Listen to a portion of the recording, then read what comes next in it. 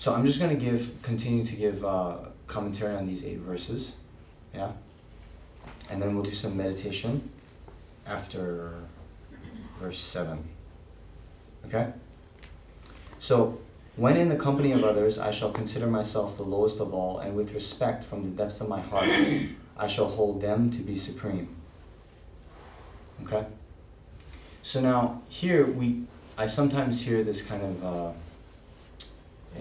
doubt come up that, now we have to be very self-deprecating and, hate ourselves, do something like this. So, it's not really like that. Okay. Now, it's kind of like if we have like very, very, very, very boiling hot water, and we want to drink it quickly, if we put an ice cube in it, right, that'll help it get to the drinking temperature that we want, right? Yeah. So here, when we consider ourselves like the lowest of all, it's because we have, or many of us have, a inflated sense of our self-importance, and this arrogance, this pride, thinking that I'm better than others, then becomes an obstacle for us then to serve others, right? So we want to get to the middle way, and as we were saying that, she's not here.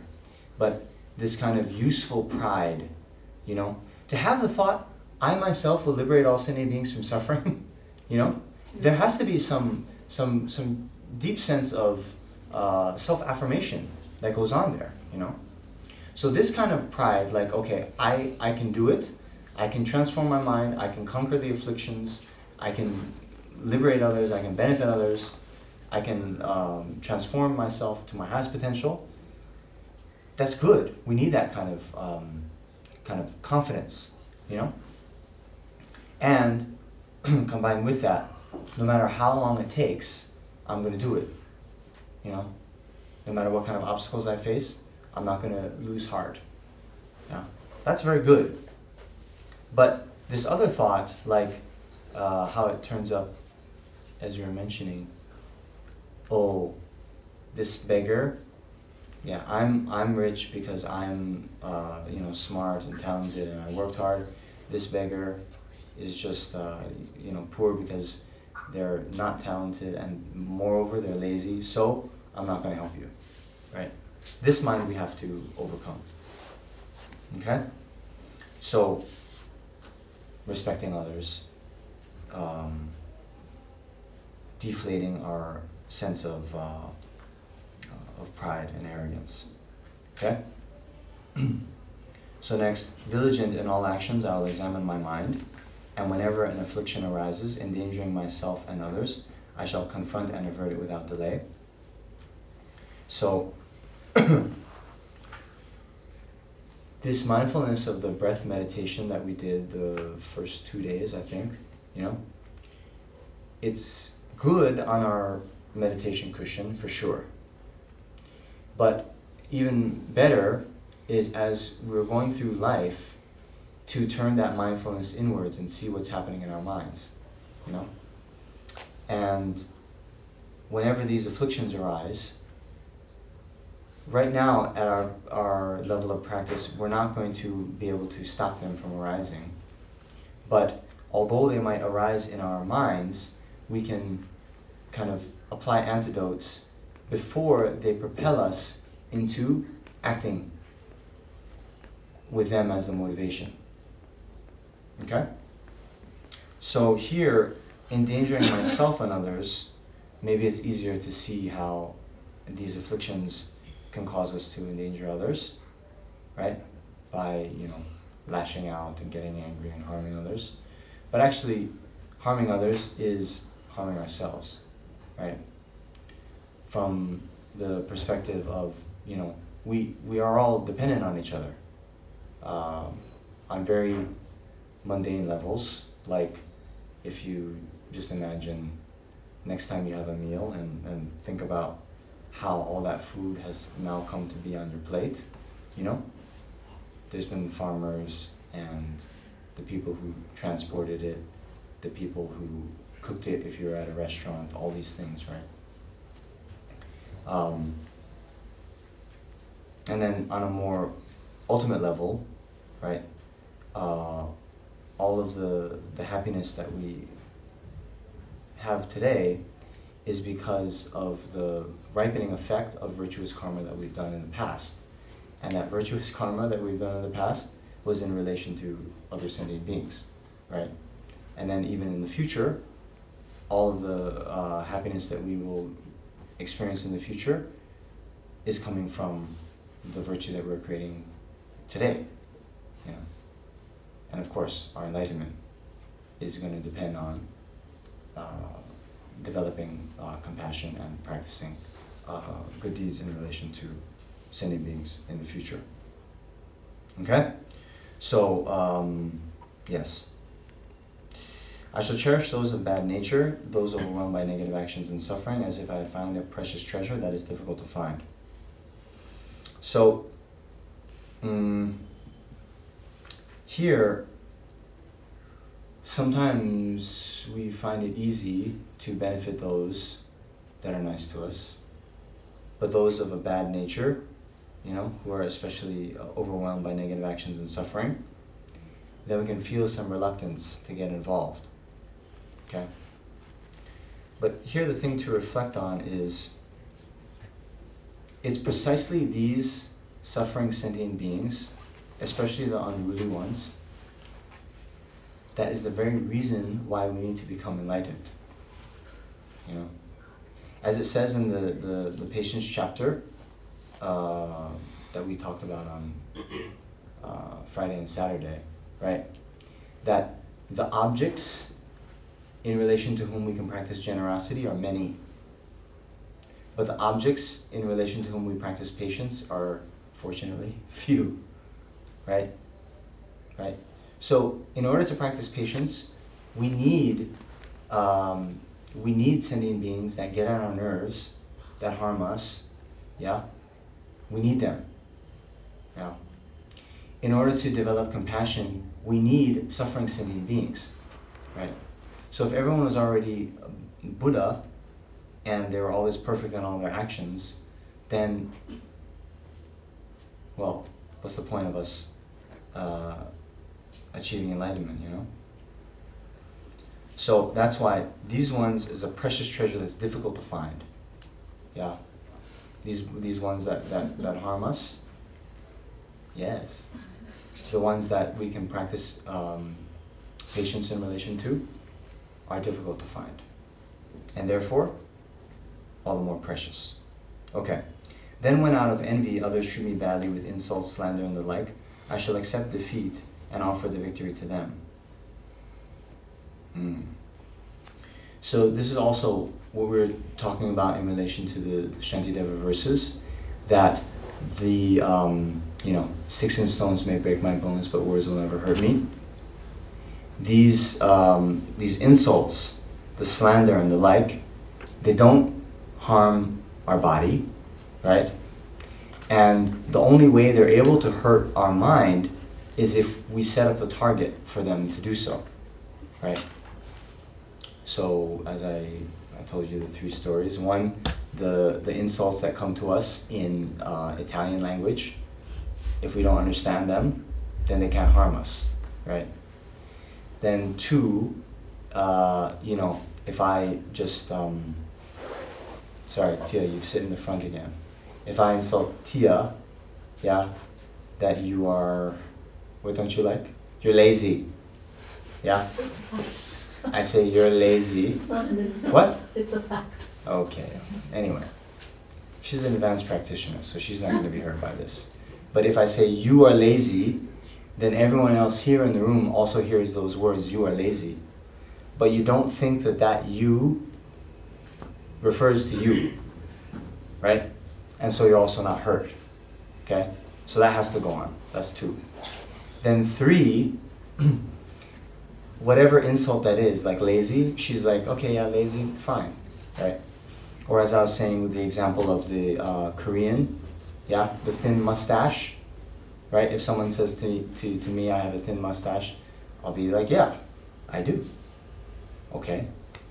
But for some people, yeah, Koreans, that's like the big insult that they then, want to challenge the other person to a duel. Right? Yeah. And I actually heard this happens even today, like in Rajasthan especially, with a mustache. Yeah, because they're very proud of their mustache. Yeah. Anyway. Okay? So that's the thing, right? These insults, slander, and the like, when we're in the situation, it appears that those words are harming in and of themselves, coming from the side of the words. But our own way that we think about it plays a role in it. Okay? So, if you just accept defeat and offer the victory to others, what? Thin mustache? Yeah, you're right. And I also have no beard, Then, no anger, yeah? Otherwise, if we let ourselves get provoked by it, then it only escalates, So this is a way to protect our minds. Okay. Now next, when someone I have benefited with great hope causes me harm without reason, I shall regard that person as an excellent spiritual guide. Okay. So this too, we might be benefiting people, but we have a bit of like, okay, if they then return that benefit with harm, it's like, after all I've done for you, Yeah?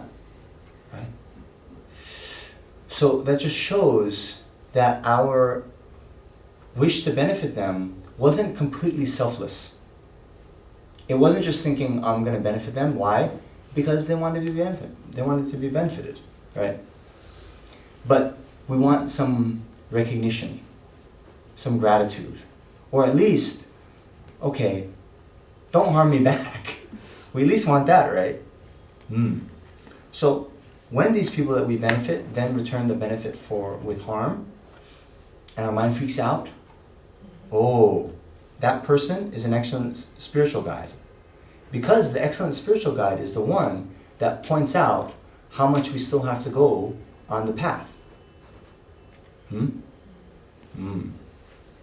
So, next, in brief, I shall offer to all without exception my help and happiness, both directly and indirectly. I shall take upon myself with love all harms and sufferings of my mothers. Okay. So now, this stanza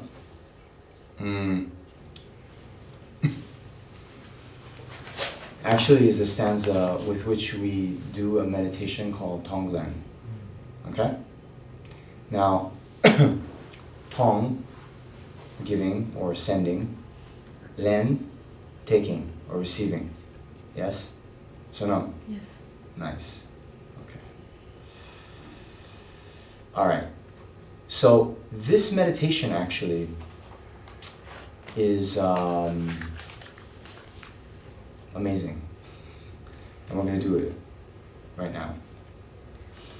So Shantideva also says in the 8th chapter of the Bodhisattva Charyavatara that those who wish to swiftly protect themselves and others should practice the great secret, equalizing and changing self for others. Okay? So why great secret? So for a long time, these instructions were secret. They weren't widely disseminated, widely taught. Because, well, as you'll see very soon, we're going to be imagining or meditating that all of the suffering of all sentient beings in the whole universe ripen on us. And that all of our happiness ripens on others. So that's the giving and taking that's happening. We're giving all of our happiness to others, and we're taking all of their suffering. Okay? So, maybe even today, a lot of people, if you say, oh yeah, what'd you do last night? And you say, yeah, I did this meditation where, you know, I took on all the suffering of all sentient beings in the entire universe and gave away all my happiness. What kind of reactions did you get at work? Huh? Cuckoo. So that's why it's secret, you know, kept. But in any case, in Tibet, this thought was, well, it's actually, for those, most people can't do it. Okay? Most people can't do it. But for those who can, it's more powerful. Right? It's the more powerful way to generate compassion. Because remember the other way we were talking about, reflecting that all sentient beings have been our mothers and so forth? Essentially what we're doing is we're thinking about when sentient beings have shown us kindness in the past, remembering that, and therefore thinking, okay, I'm going to repay their kindness because they've been kind. Yeah. But here, this method doesn't matter. Yeah. Whether you've been kind to us in the past, just the fact that you're a sentient being is enough reason for me to develop compassion toward you, for me to care about what happens to you. Yeah. So it doesn't have to be like us feeling near and dear to someone, but just the mere fact that there is suffering that exists in the world. The mere fact that suffering exists in the world is enough reason for us to wish to eradicate the suffering. Because it's suffering, not because it's the suffering of someone we care about. You know what I'm saying? So that distinction makes it extremely powerful. Hello? Yes? The sentient beings means all the beings in the 6 lokas. Yes. Okay. Yeah. Does it include Bardo beings? Yes. Okay. Can do.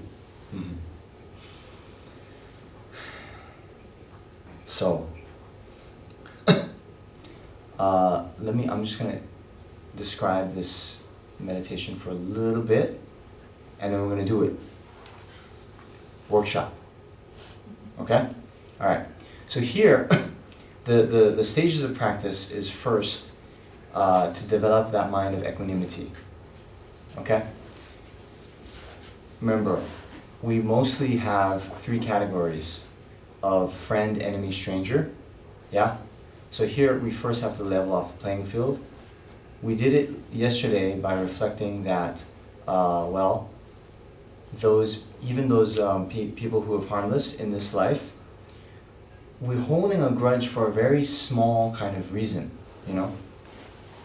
They might have insulted us 23 years ago, you know, just saying some small thing to us, and then even today, we're like, don't like them, right?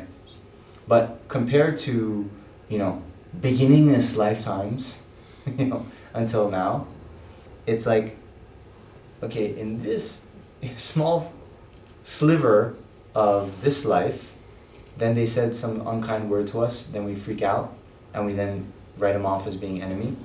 But actually they've been our mother countless times, and over the course of, since beginningless time, we've received a lot more benefit than harm from them. Yeah, no matter what they've done in this life. Okay? Yeah. That's the method we used yesterday. But here in the context of Tonglen, how we develop equanimity is just reflecting, like we did the first day, that all sentient beings are equal in wanting happiness and wanting to avoid suffering. Yeah. So since that's the case, if we now have the opportunity to alleviate suffering, well, how can we exclude some and not others? You know? And furthermore, as we did in the healing anger part of it, even those so-called enemies that have harmed us, well, it's because they were suffering from afflictive emotions, you know? So,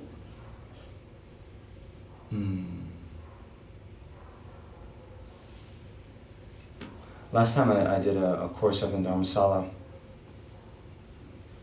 there was someone in the group who was very disturbed and outraged about all this. He had been in a very terrible bar brawl, you know, and then someone like smashed a bottle on his head, or like on the back of his head here, and he actually then became paralyzed for, I think, 9 months. And so then when we were talking about forgiveness and doing all this, he was very, very upset by it. But I kind of was talking with him, and this way of thinking came to my mind, you know. It's like that person that has harmed us, or has harmed you, you know, like, you don't want him to do that again, right? Right? I mean, we want revenge because that will somehow then prevent that same kind of occurrence happening again, right? Right? Right? So think in terms, if any of you do have enemies, just think in terms of the enemy, right? So, you don't want him to harm again, right? You don't want him to get so angry that he then causes this kind of harm to anyone else, right? Right? You don't want him to cause any harm to anyone ever again, right? Right? So if you really don't want anyone to cause anyone harm again, right, then the only reason that they're going to be able to do that is if they're free of their afflictive emotions, okay? And you only want that person's actions to be only like beneficial and the most beneficial to everyone they come into contact with, right? Yes? Okay. So, who is that?